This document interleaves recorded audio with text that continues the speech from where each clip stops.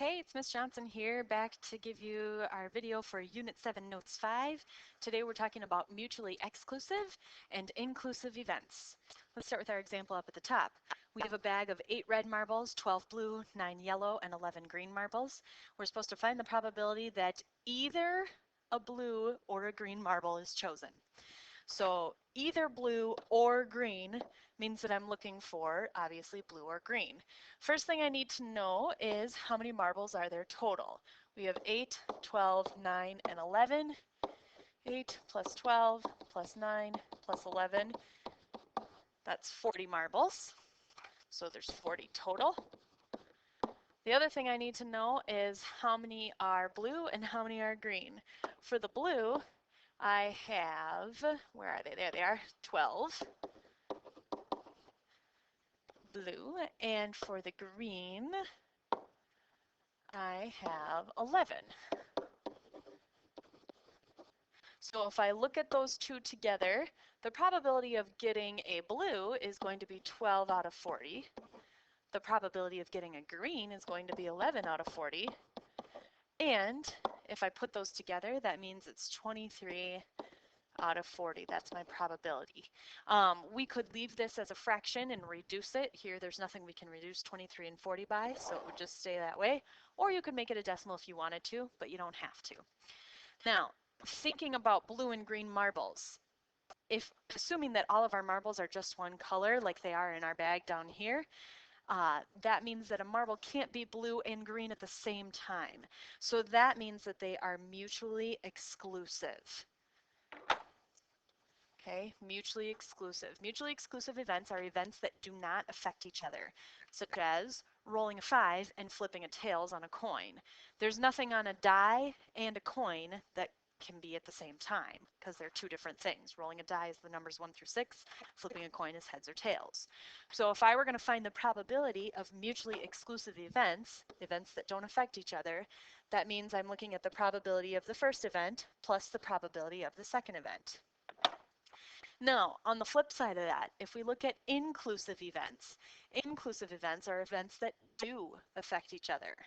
Okay, events that have something in common.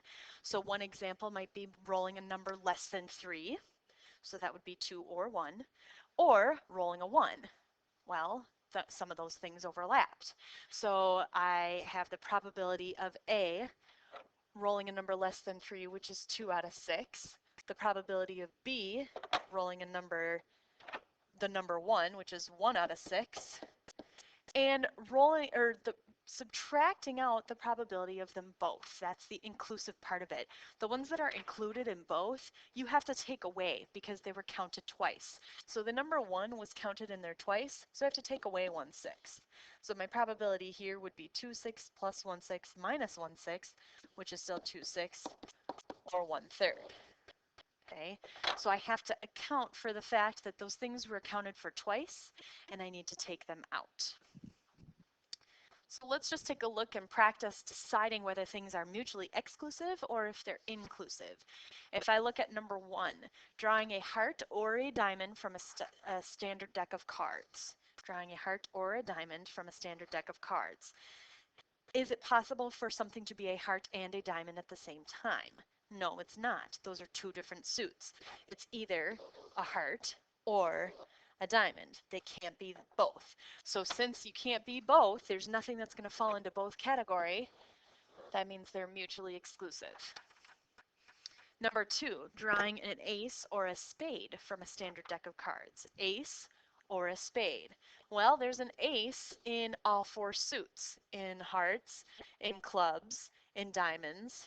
I still can't draw a club. And in spades. There's 4 of them. And clubs. Since there is an ace in the spades, that means that there's going to be things that overlap. We've got an ace that's in the spade category as well, so I have to take out the inclusive part. These are inclusive events. They're events that cross over each other or overlap. Number 3, rolling a 5 or a number greater than 3. Well, rolling a 5 is just the number 5. Numbers greater than 3 would be 4, 5, and 6. Uh-oh. I've got 5 in both. So again, these are inclusive because there are events that overlap. Why don't you pause the video for now and see if you can answer number 4. Flipping over to the back side, we're going to find the probability of all of these events, but we also have to decide whether they're mutually exclusive or if they're inclusive. In number 5, we're picking 1 teacher out of all of those options. There's 12 math, 9 language arts, 8 social studies, and 10 science teachers. You're picking 1 teacher. What's the probability that it's either language arts or social studies? Either language arts or social studies. So one thing I need to know, or the first thing I need to know, is how many total teachers. 12, 9, 8, and 10. When I add up the total number of teachers, I have 39. Okay, now, if I'm picking one and I want to find out whether it's going to be language arts or social studies, assuming that teachers only teach one subject, which most of them do, these are going to be mutually exclusive events, because if a teacher teaches language arts, then they do not teach social studies, typically speaking. So in this case, I'm thinking mutually exclusive, and I need to find the probability of them both added together. There are 9 language arts teachers, so that's 9 out of 39. And there are, I'm looking for social studies, 10 social studies teachers, so that's 10 out of 39. If I add them together, that would be, oh, I'm sorry, that was science teachers. We're looking for the 8. My apologies. 8 out of 39. So I've got 9 plus 8, which is 17 out of 39. And again, if we could reduce that, we would, or you could make it a decimal, but you don't have to. You can leave it like that. In number 6, now we are looking at 1,400 students, 550 take Spanish, 700 take biology, 400 take both. Both, key word there. So that means that out of the 550 students who take Spanish, 400 of those were also counted in the biology category. So these are inclusive events that we're going to have to take away. So first of all, 1,400 students total. Okay, that's my total number. If I want to find the probability that a student is in either Spanish or biology, this is or, Spanish or biology, then I need to look at the 3 separate probabilities. I have 550 out of 1,400 that take Spanish.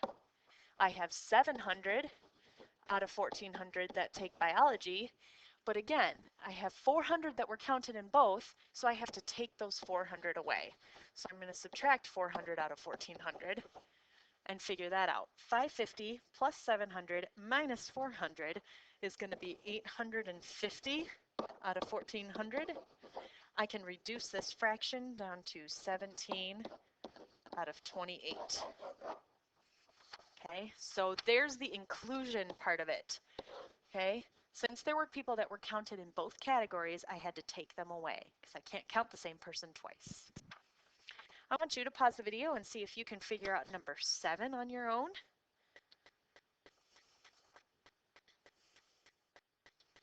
And let's take a look at number 8. In number 8, it says there are 4 algebra books, 3 literature books, 2 biology books on a shelf. What's the probability that you select a literature book or an algebra book? So first of all, can something be a literature book or an algebra book at the same time? Literature book and algebra book at the same time? No. So these are mutually exclusive events. Since they are mutually exclusive, I just need to look at my 2 probabilities and add them together. So first of all, there's 4 plus 3 plus 2 books. That's 9 books total. The probability of selecting a lit book would be, lit book is 3. There's 3 lit books out of 9 total. The probability of selecting an algebra book would be 4 out of 9. And again, these are mutually exclusive. Nothing is in both categories, so I just add them together. 3 out of 9 plus 4 out of 9 is 7/9. Can't be reduced, so that's my probability, 7 out of 9. Number 9, this is a fun one. So now we're looking at a bingo card. And in the game of bingo, you've got 5 columns that are labeled with B, I, N, G, and O. Inside each of those columns, there's a group of numbers. So the B has 1 through 15, I has 16 through 30, N has 31 through 45, G is 46 through 60, O is 61 through 75. We are looking for the probability that a number is a multiple of 4 or is in the O column. Multiple of 4 or in the O column. So first of all, we know that there's 75 total numbers because they go from 1 to 75. Okay. Second thing, we need to know what are the multiples of 4. Well, if I start with number 1 and I go through my multiples of 4, that means I'm looking at 4, 8, 12, 16, 20, 24. I'm just looking at multiples of 4 here. 28, 32.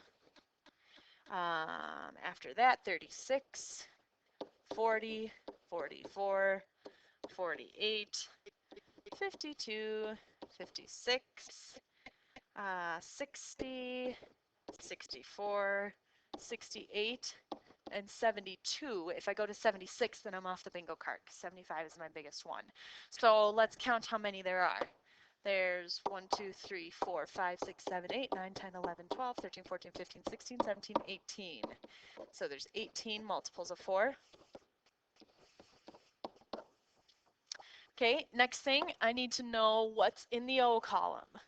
In the O column, I have 61 through 75. That's 15 numbers. 15 numbers in the O. And then the last thing that I need to know is what overlaps, or do any overlap? Well, I'm looking from 61 through 75. So if I look at the numbers in my multiples of 4, 64 is in there, 61 through 75, 68 is in there, and 72 is in there. So let's take a look at how we would figure that out. I have to take the numbers that are in the multiple of 4 category, that's 18 out of 75. And I have to add to that the number in the O's, that's 15 out of 75. But I have to take away 1, 2, 3, because there's 3 in both. Okay, so that's minus 3 out of 75. And by the way, that means these are inclusive events. If I add those together, 18 plus 15 minus 3, 18 plus 15 minus 3 gives me 30 out of 75. I can reduce that. If I divide by 5, I get 6 out of 15. I can even cut that again and make that 3. Nope, can't cut it in half again. So that's just going to be 6 out of 15. All right, I want you to, oh yes I can, 6 out of 15, divide by 3. Duh, I knew there was something I was missing. That means I have 2 out of 5. There we go. That's what I missed. All right, I want you to pause the video at this point and see if you can finish number 10. Finish the question in number 10, decide whether they're mutually exclusive or inclusive, and find the probability. And don't forget, at the very end, you need to go back to Schoology and take the quiz. Have a great night, and I will see you tomorrow.